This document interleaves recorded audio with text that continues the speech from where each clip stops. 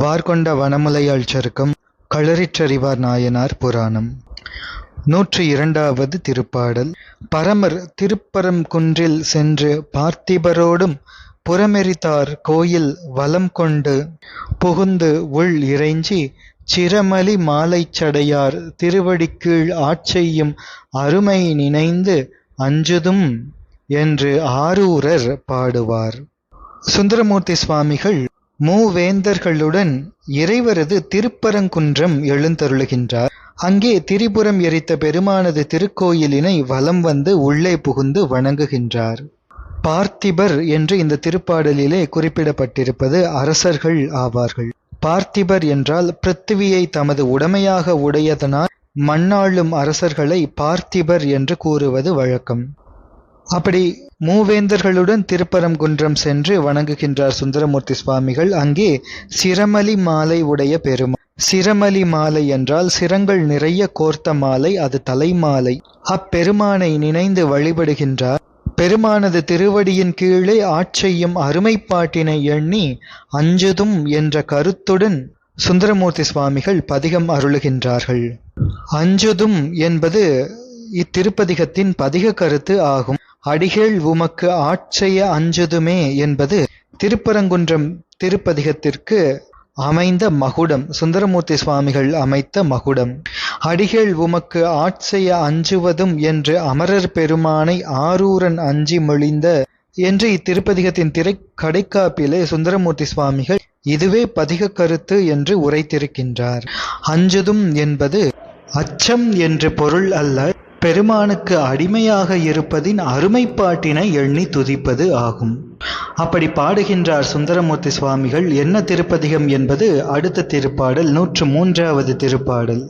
அதிலே தெய்வ சேக்கிழார் பெருமான் விளக்கி அருளுகின்றார். கோத்திட்டை என்று எடுத்து கோதில் திருப்பதிக இசை மூர்த்தியார் தமை வணங்கி முக்கோக்கள் உடன் முன்பே ஏத்திய வண் தமிழ் மாலை இசை பாடிப்பரவி சாத்தினார் சங்கரனார் தங்கு திருப்பரங்குன்றில். கோத்திட்டை என்று எடுத்து திருப்பதிகம் அருளுகின்றார். கோத்திட்டையும் என்பது திருப்பதிகத்தின் முதல் ஆரம்பம் ஆகும். கோத்திட்டையும் என்று தொடங்கி குற்றமற்ற திருப்பதிக இசையினாலே சிவபெருமானாரை வணங்கி மூவேந்தர்களின் முன்பாக ஏந்திய வளப்பமிக்க தமிழ் மாலையினை இனிய இசையாலே பாடி துதித்து சங்கரனார் தங்கியருளும் திருப்பரங்குன்றத்தில் இறைவருக்கு இந்த தமிழ் மாலையினை சுந்தரமூர்த்தி சுவாமிகள் சாத்தினார். கோத்திட்டை என்பது பதிகத்தின் முதல் என்று பார்த்தோம். கோத்திட்டை என்றால் கோ என்றால் பரம், திட்டை என்றால் மலை குன்று. எனவே கோத்திட்டை என்றால் பரங்குன்று என்று பொருள். அப்பரங்குன்று பெருமானின் திருவடிக்கீழ் ஆட்செய்ய அஞ்சுதுமே என்று அதன் முகமாக இறைவரை வணங்குவது இத்திருப்பதிகம். இதனை தமிழ் பெரு மூவேந்தர்களும் முன்னின்று கேட்க அவர்கள் முன்னே இறைவனாரை நோக்கி பாடியது இத்திருப்பதிகம். அவ்வாறு திருப்பரங்குன்றம் திருத்தலத்திற்கு சுந்தரமூர்த்தி சுவாமிகள் அருளிய திருப்பதிகம் 7வது திருமுறையில் 2வது திருப்பதிகமாக இந்தளப்பண்ணில் அமைந்திருக்கின்றது. இத்திருப்பதிகத்தின் முதல் மற்றும் நிறைவு திருப்பாடல்கள் பின்வருமாறு. திருச்சிற்றம்பலம். கோத்திட்டையும் கோவலும் கோயில் கொண்டீர் உமை கொண்டு உழல்கின்றதோர் கொல்லை சில்லை சேத்திட்டு குத்தித் தெருவே திரியும் சில் பூதமும் நீரும் திசை திசையென சோத்திட்டு விண்ணோர் பலரும் தொழ நும் அரைக்கோவணத்தோடு ஒரு தோல் புடை சூழ்ந்து ஆர்த்திட்டதும் பாம்பு கை கொண்டதும் பாம்படிகேள் உமக்கு ஆட்செய்ய அஞ்சுதுமே.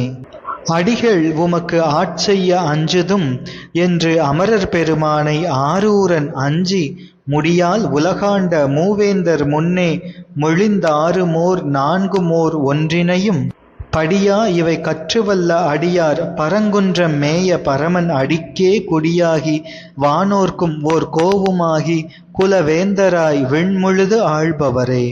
திருச்சிற்றம்பலம். திருப்பரங்குன்றம் இறைவனார் திருப்பெயர் பரங்கிரிநாதர், இறைவியார் ஆவுடைய நாயகி. திருப்பரங்குன்றம் தலபுராணத்தை நாம் திரு ஞானசம்பந்த பெருமான் திருப்புராணத்திலே சிந்தித்திருக்கின்றோம். 104வது திருப்பாடல். இறைவர் திருத்தொண்டு புரி அருமையினை இருநிலத்து முறைபுரி முதல்வேந்தர் மூவர்களும் கேட்டு அஞ்சி மறைமுன்னூல் மணிமார்பின் வன்தொண்டர் தமை பணிந்தார். நிறை தவத்தோர் அப்பாலும் நிறுத்தர் பதிதொழ நினைந்தார். சிவபெருமானது திருத்தொண்டு செய்யும் அருமைப்பாட்டினை இப்பெரிய உலகில் அரசாட்சி புரியும் முதல் முடிமன்னர்களாகிய அரசர்கள் மூவர்களும் கேட்டு தாமும் அஞ்சி வேதங்களில் விதித்த முன்னூல் அணிந்த அழகிய திருமார்பினை உடைய வன்தொண்டர் பெருமானை பணிந்தார்கள். திருத்தொண்டு அது மிக எளிய காரியம் அன்று, அது மிக அருமைப்பாடு உடையது என்று இந்த முடிமன்னர்கள் மூவரும் கேட்டு எப்படி சுந்தரமூர்த்தி சுவாமிகள் அஞ்சுதுமே என்று துதித்தாரோ அதே போன்று தாமும் அஞ்சி துதிக்கின்றார்கள். அருமை என்பது இறைவருடைய பெருமைகளை நோக்க நமது சிறுமையினையும் எமது சிறுமைகளையும் பிழைகளையும் இறைவர் நோக்காமல் இடையராது நமக்கு செய்யும் பெருங்கருணையினையும் எண்ணி வழிபடுவது அது அருமை. இறைவர் உருவத் திருமேனி தாங்குவதும் அத்திருமேனியில் கங்கை, பாம்பு, மதி முதலியவற்றை அணிவதும் தம்மை வந்தடைந்த உயிர்களின் மேல் வைத்த கருணையின் பொருட்டு தான் என்பதனை அறிந்து அவரை வழிபடாமல் அஞ்சுவது கூடாது என்று இறங்கி அறிவுறுத்திய குறிப்பு இது. அதனை முடியுடை வேந்தர்கள் மூவரும் அதே போன்று அங்கே துதிக்கின்றார்கள், இறைவனை துதிக்கின்றார்கள். இந்த மூவேந்தர்கள் முதல் வேந்தர் மூவர் என்று தெய்வ சேக்கிழார் பெருமானால் இங்கே குறிப்பிடப்படுகின்றார்கள். தமிழ் மூவேந்தர்களின் மரபுகள் என்பவை படைப்பு காலம் தொட்டு பிரம்மனால் படைக்கப்பட்டன என்று ஆசிரியர்கள் கூறுகின்றார்கள். சுந்தரமூர்த்தி சுவாமிகளின் காலம், அவர் திரு அவதாரம் செய்து நமக்கு அருள் புரிந்த காலம் என்பது பொதுயுகம் 9வது மற்றும் 10வது நூற்றாண்டுகள். இந்த நூற்றாண்டுகளில் இந்த 3 அரசு மரபுகளும் வல்லரசுகளாய் நாடாண்டன என்பதனை நாம் வரலாற்றிலே பார்க்கின்றோம். அப்படிப்பட்ட அந்த மூவேந்தர்களும் தம் பரமாச்சாரிய மூர்த்திகளாக கொண்டு சுந்தரமூர்த்தி சுவாமிகளை வணங்கினார்கள். இனி நிறைந்த தவத்தினை உடைய சுந்தரமூர்த்தி சுவாமிகள் இனி மற்றும் இருக்கின்ற இறைவருடைய தலங்களையெல்லாம் சென்று தொழுவதற்கு நினைந்து அருளினார்கள். பாண்டிய நாட்டில் மேலும் தெற்கிலும் தென்கிழக்கிலும் உள்ள குற்றால முதலான தலங்களை தரிசிக்க வேண்டும் என்று திருவுள்ளம் கொள்கின்றார்கள். 105வது திருப்பாடல். அந்நாட்டு திருப்பதிகள் பலவும் அணைந்து இறைஞ்ச மலை நன்னாட்டு வேந்தருடன் நம்பி தாம் எழுந்தருள மின்னாட்டும் பல் மணிப்பூன் வேந்தர் இருவரும் மீள்வார் தென்னாட்டு வேண்டுவன செய்து அமைப்பார் தமை விடுத்தார். பாண்டிய நாட்டில் உள்ள மற்றைய பதிகளையெல்லாம் சென்று வணங்க வேண்டும் என்று சேரமான் பெருமாள் நாயனாருடன் சுந்தரமூர்த்தி சுவாமிகள் எழுந்தருளுகின்றார்கள். சோழ மன்னரும் பாண்டிய மன்னரும் ஆகிய இருவரும் மதுரைக்கு திரும்புகின்றார்கள். மேலும் தென்னாட்டிலே சேரமான் பெருமாள் நாயனாருக்கும் சுந்தரமூர்த்தி சுவாமிகளுக்கும் அவர்கள் திருத்தல யாத்திரை செய்வதற்கு தேவையான அனைத்தையும் பரிஜனங்களுடன் அவற்றையெல்லாம் ஏவி விடுக்கின்றார்கள், செய்து தருகின்றார்கள். சுந்தரமூர்த்தி சுவாமிகளும் சேரமான் பெருமாள் நாயனாரும் திருக்குற்றாலம், திருநெல்வேலி முதலான தெற்கு திசையில் இருக்கின்ற பாண்டிய நாட்டு பதிகளை தொழுவதற்கு எழுந்தருளுகின்றார்கள். இதுவரை உடன் இருந்து உபச்சரித்த சோழரும் பாண்டியரும் மதுரைக்கு திரும்புகின்றார்கள். உலகியல் பற்றியும் அரச காரியத்தின் பொருட்டும் மதுரைக்கு அவர்கள் திரும்புகின்றார்கள். 106 மற்றும் 107வது திருப்பாடல்கள். இரு பெருவேந்தரும் இயல்பின் மீண்டதன் பின் எழுந்தருளும் பொறுவரும் சீர் வன்தொண்டர் புகழ்ச்சேரர் உடன் புனிதர் மருவிய தானம் பலவும் பணிந்து போய் மலைச்சாரல் குறுமணிகள் வெயில் எழிக்கும் குற்றாலம் சென்று அடைந்தார். குற்றாலத்து இனிது அமர்ந்த கூத்தர் குறைகழல் வணங்கி சொல் தாம மலர் புனைந்து குறும்பலா தொழுது இப்பால் முற்றா வெள்மதி முடியார் பதிபணிந்து மூவெயில்கள் செற்றார் மன்னிய செல்வத் திருநெல்வேலியை அணைந்தார்.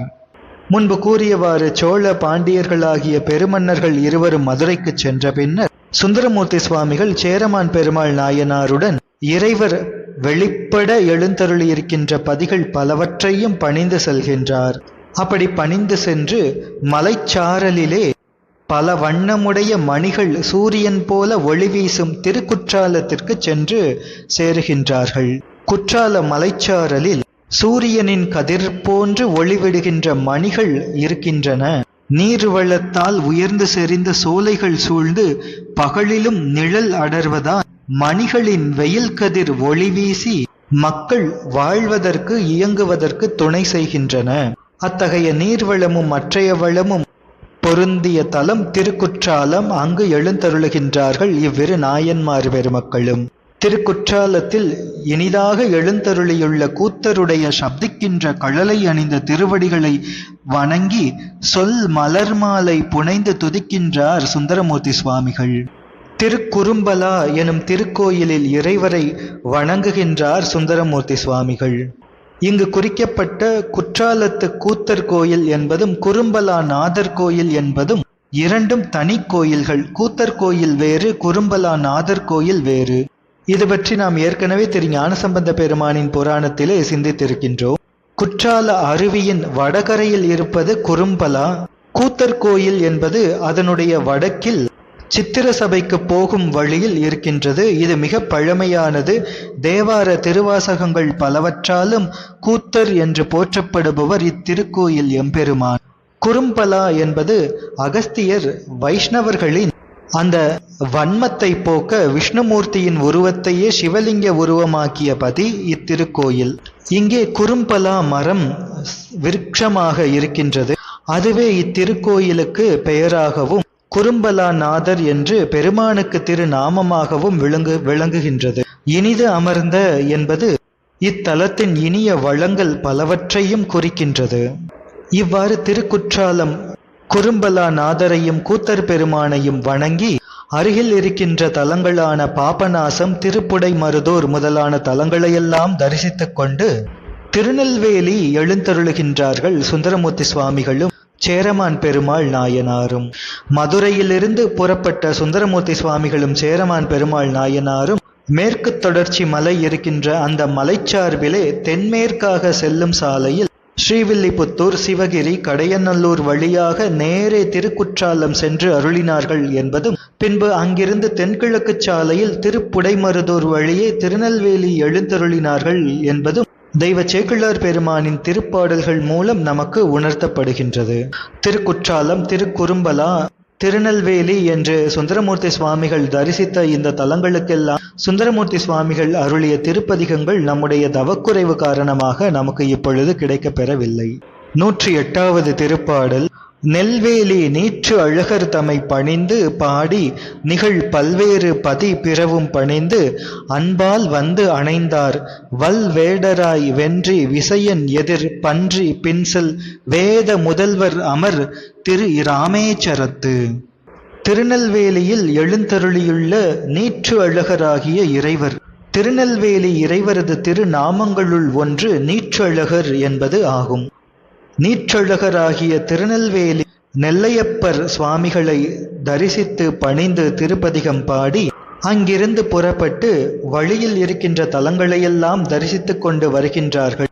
திருச்செந்தில் என்கின்ற திருச்செந்தூர், திரு உத்தரகோசமங்கை முதலான கடற்கரை தலங்கள் வழியாக இத்தலங்களையெல்லாம் தரிசித்துக் கொண்டு திரு ராமேஸ்வரம் எழுந்தருளுகின்றார்கள் சுந்தரமூர்த்தி சுவாமிகளும் சேரமான் பெருமாள் நாயனாரும்.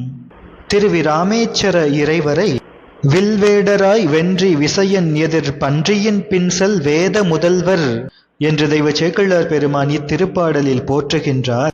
பாசுபதாஸ்திரம் பெறுவதற்காக தவம் செய்திருந்த அர்ஜுனனை கொல்ல துரியோதனனுடைய ஏவலால் பன்றி வடிவுடன் மூகாசுரன் எனும் அசுரன் மறைந்திருந்து காத்து கொண்டிருக்கின்றான். அந்த அசுரனை சிவபெருமான் வேடர் உருவம் கொண்டு நந்தி கணத்தவர்களாகிய பரிஜனங்களும் நாய்கள் உருவு பூண்ட வேதங்களும் சூழ வேடராக எழுந்தருளி வந்து மூகாசுரனுக்கு அவன் மேல் அம்பு எய்த சரிதம் மகாபாரதத்திலே காணப்படுகின்றது.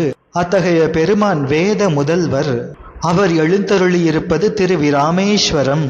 திரு ராமேஸ்வரம் திருத்தலத்திற்கு சுந்தரமூர்த்தி சுவாமிகளும் சேரமான் பெருமாள் நாயனாரும் எழுந்தருளுகின்றார்கள். தொடர்ந்து சிந்திப்போம். திருச்சிற்றம்பலம்.